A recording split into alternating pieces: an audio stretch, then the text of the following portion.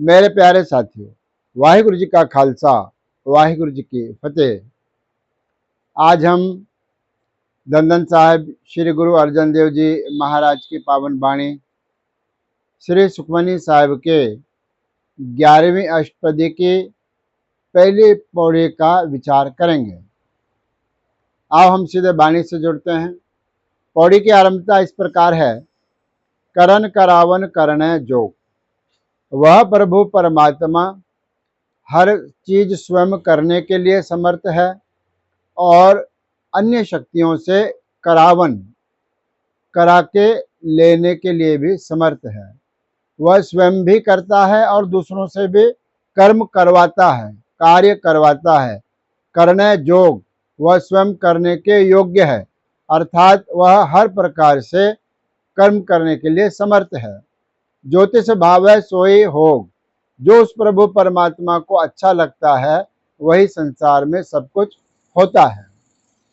फिर कहते हैं, खिन में थाप उथापन हारा, एक क्षण के अंदर, खिन का अर्थ एक क्षण, एक सेकंड, एक सेकंड के अंदर वह सारे सृष्टि को थाप का अर्थ है स्थापना करना।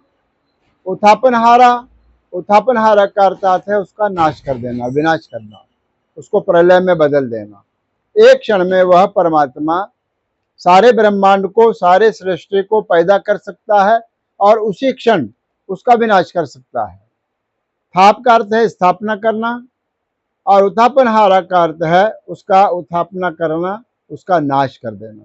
पहले स्थापना और फिर उसका नाश, यह दोनों करने में परमात्मा को एक क्षण लगता है। फिर कहते हैं, अंत नहीं कि पारावारा, उस परमात्मा का कोई अंत नहीं है, कोई जान नहीं सकता। पारावार का अर्थ है वह किनारा और यह किनारा। जैसे नदी के दो किनारे होते हैं, दोनों किनारे हमें नजर आते हैं।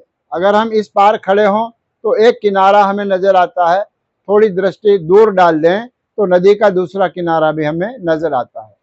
लेकिन सृष्टि परमात्मा की ऐसी है, परमात्मा के सृष्टि का, ब्रह्मांड का कोई भी किनारा हमें नजर नहीं आता, अर्थात वह असीमित है, उसका कोई किनारा नहीं है, वह पारावार नहीं है, वह बेअंत है। फिर कहते हैं, हुक्मे धार अधर रहा वह, उस परमात्मा ने सारे सृष्टि को अपने हुक्म में, अपने नियम में बांध के रखा है, अपने हुक्म में परो के रखा है।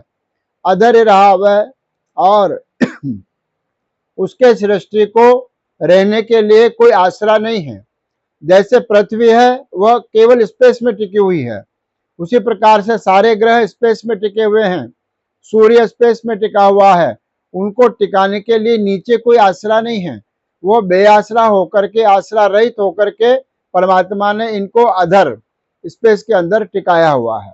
फिर आगे कहते हैं, हुक्मे उपजे हुक्म समावे, परमात्मा के हुक्म से ही सारे सृष्टि, उपजय का अर्थ है निर्माण होती है, और हुक्म समावे, उसके हुक्म से ही, समावे का अर्थ है वो परमात्मा में लीन हो जाती है, परमात्मा से उपज रही है और परमात्मा में लीन हो रही है। फिर कहते हैं, हुक्म ऊंच नीच व्यवहार, जितना भी संसार में हम लोगों का व्यवहार देखते हैं, अच्छा व्यवहार, अच्छे लोगों का व्यवहार, उच्च लोगों का व्यवहार, फिर नीच लोगों का व्यवहार, बुरे लोगों का व्यवहार, फिर कहते हैं ये सब उस परमात्मा के हुक्म के अंदर है। जो भी व्यवहार हम जगत में देख रहे हैं वह परमात्मा का ही प्रेरिया होया है और परमात्मा के हुक्म से ही सब कुछ चल रहा है, अर्थात उसके नियम में सब चल रहा है। फिर कहते हैं, हुक्म अनेक रंग प्रकार, उस परमात्मा के हुक्म से अनेक प्रकार के रंग प्रकार, अनेक प्रकार के किस्मों के, भांति भांति के जीव पैदा हो रहे हैं और उसी में लीन हो रहे हैं। अनेक प्रकार के जीवों को पैदा करने वाला भी वही परमात्मा है।